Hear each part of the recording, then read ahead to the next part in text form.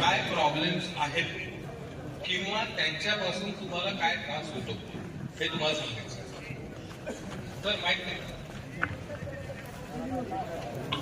प्रत्येकाच्या आई वडिलांकडनं तक्रारी येतात ना, तुझ्यामुळे मला असं होतं, तुझ्यामुळे मला तसं होतं. बोला फटाफट. सर, किशोरवयीन मुलांमध्ये गोंधळलेले असतात ते काही कारणाने किंवा मोबाईलचा वापर असल्यामुळे घरातून त्यांना बोललं जातं की सारखं सारखं मोबाईल बघते. पण असं सांगितल्यावर सुद्धा जे मुलं असतात त्यांची जी आई वडिलांबद्दलची जी वर्तणूक असते ती अग्रेसिव्ह असते. आणि आई वडील जे मोबाईल बघतात त्याबद्दल बघतात ना.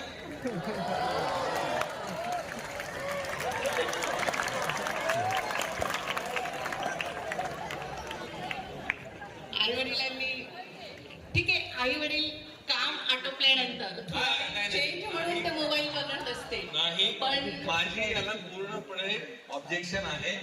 मुलाला काहीतरी सांगत आहे ना हौसेने, आईच्या कन्याला बिलगतात की आई शाळेमध्ये असं असं झालं आणि आई तिकडे व्हॉट्सअपचे मेसेजेस बघत असते, फेसबुक. बाबा तुम्हाला काय वाटतं?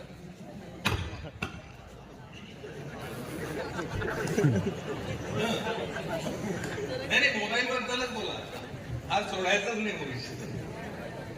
आजचं सर ऍक्च्युअली खरं बघायला गेलं तर किशोरवयीन मुलांमध्ये जे आपण फिजिकल शिकवायचा प्रयत्न करतो, प्रत्येक विद्यार्थ्याला आहे ना मोबाईल मधनं शिक्षणाची गरज आहे. त्याच्यातनं शिकायचा प्रयत्न करतात की मग ते गेम्स असो, मग त्याच्यात मग ते गेम मधनं काहीतरी लॉजिक लावतील, मग त्याच्यातनं पोएम्स असतील, त्या पोएम्स मधनं शिकतील. म्हणजे आजचा प्रॉब्लेम यांचा असा आहे की त्यांना ना फिजिकल, आपण जर फॉर एक्झाम्पल आपण त्यांना इतिहास शिकवतोय तर इतिहास त्यांना आहे ना पेपर एसे वाईज नाही पाहिजे, त्यांना पाहिजे स्टोरी सांगा. तर ती स्टोरी पाठ केली. म्हणजे बागुल सर मगाशी प्रास्ताविकामध्ये म्हणाले की 2 वर्षाच्या मुलाला सुद्धा रडणाऱ्या मोबाईल दिला की ते शांत होत. सो मोबाईलचा वापर हा बेबी सिटर म्हणून करतात.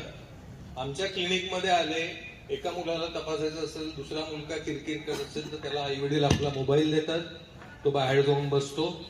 माझं कन्सल्टिंग संपलं तरी त्याचा मोबाईल काही संपलेला नसतो. मॅडम तुमचा काय अनुभव आहे? 100%. सो शिक्षक, आपण याच्यामध्ये काही सुधारणा करू शकता का? पालकांमध्येही पहिले आणि मग विद्यार्थ्यांमध्ये नंतर.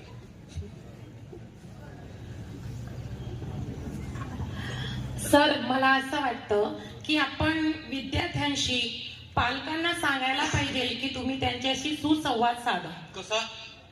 शाब्दिक, की जेणेकरून ते वाद नसतो मॅडम, सुसंवाद